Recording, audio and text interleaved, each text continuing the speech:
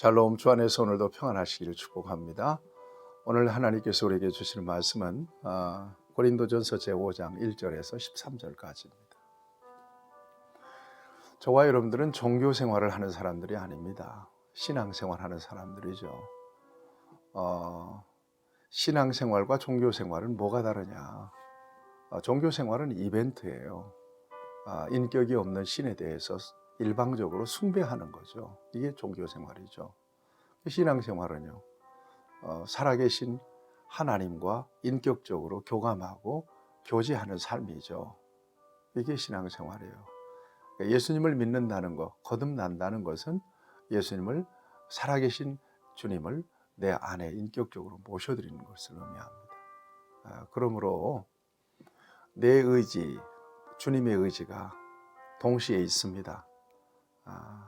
이런 의지적인 충돌이 또 있을 수 있습니다.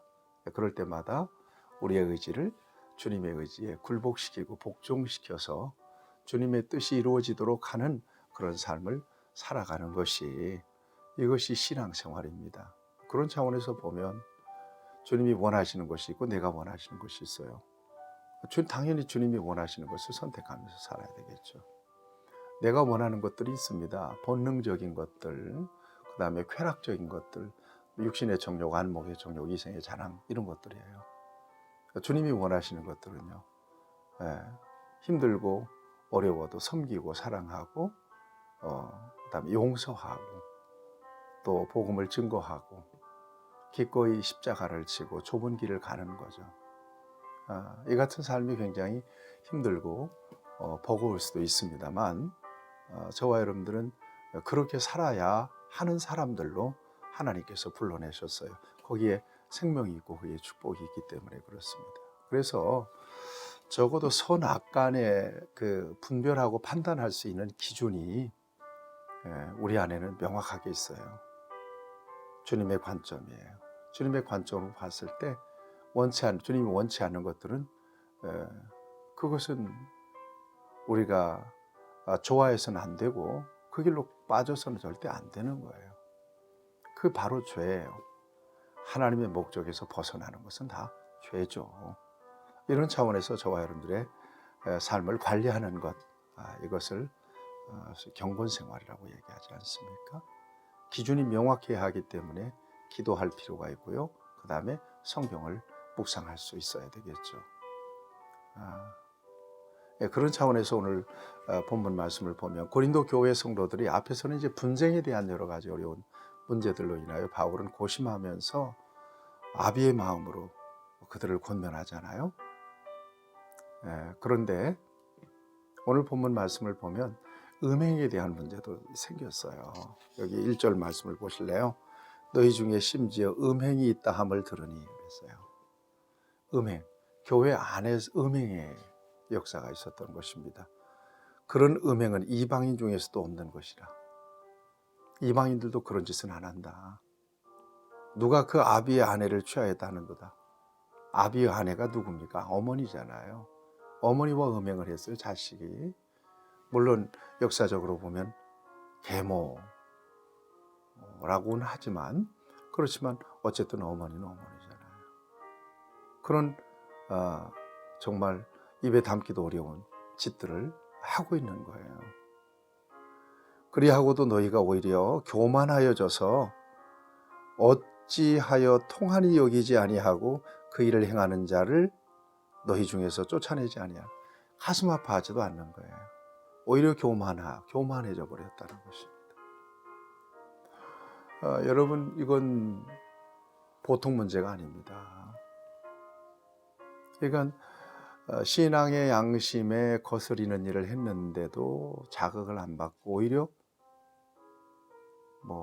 교만해져, 마음이 높아진 거예요. 그리고 이 같은 사실이 공공연하게 교회 내부적으로 알려졌는데도 문제의식을 갖지 않고 그들을 정죄하지도 않는 거예요. 그게 어떻게 된 거예요, 이게? 이게 죽었어요, 살았어요? 여러분, 저와 여러분들이 최소한 신앙의 양심에 꺼리는 일이 생기면 고심이 되잖아요. 그걸 떨어보지 않고 그걸 해결하지 않고야 어떻게 하나님 앞에 기도하고 하나님 앞에 예배할 수가 있어요. 죄를 지을 때는 죄에 대한 어떤 그 쾌락이 있어요. 끌림이 있고 그때는 무감각해서 모를 수도 있어요. 또 그런 죄악에 넘어갈 수밖에 없는 연약한 그런 본성이 우리 안에 있거든요. 그렇지만 성령께서 가르쳐 주시고 깨닫게 하실 때 돌아와야죠. 최소한 가슴 아프게 회개하고 돌아와야죠. 그리고 이 다음에는 정말 가슴 아프고 회개해야 될 것들을 생각하면 다시는 그 일을 저질러서는, 그런 죄를 반복적으로 저질러서는 안 되는 것이 바로 저와 여러분들의 삶의 자리예요.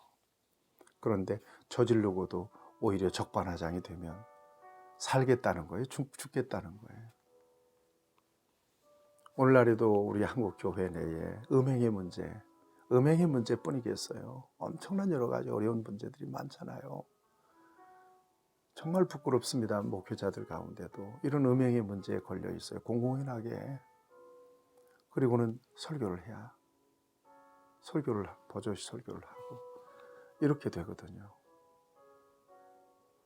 여러분 이걸 어떻게 생각하십니까?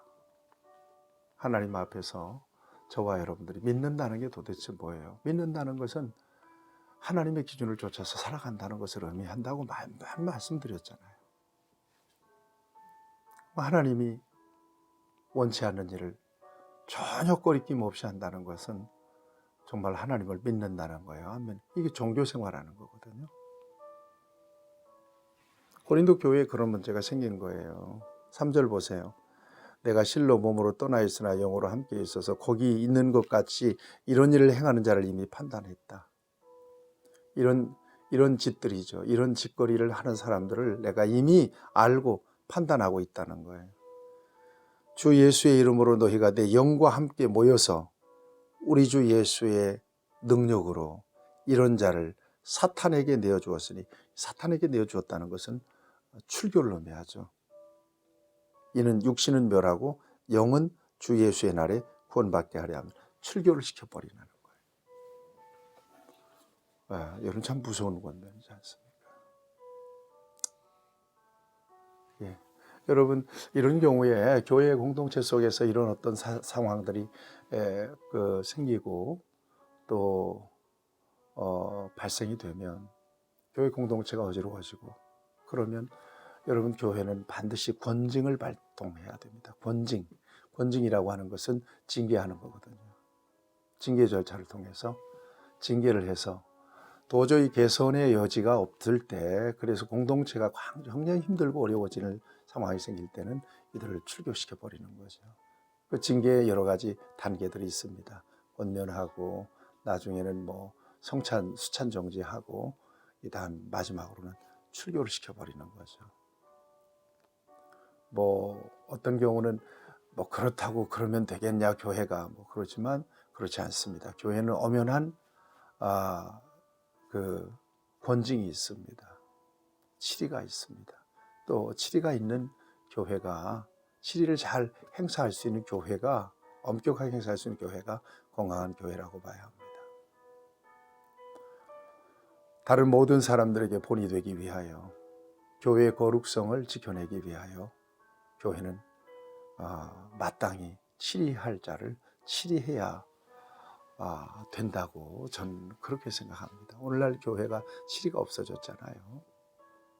네, 여러분 기억하세요. 사랑이 그냥 절제 없는 사랑은요, 여러분 이건 사랑 아닙니다.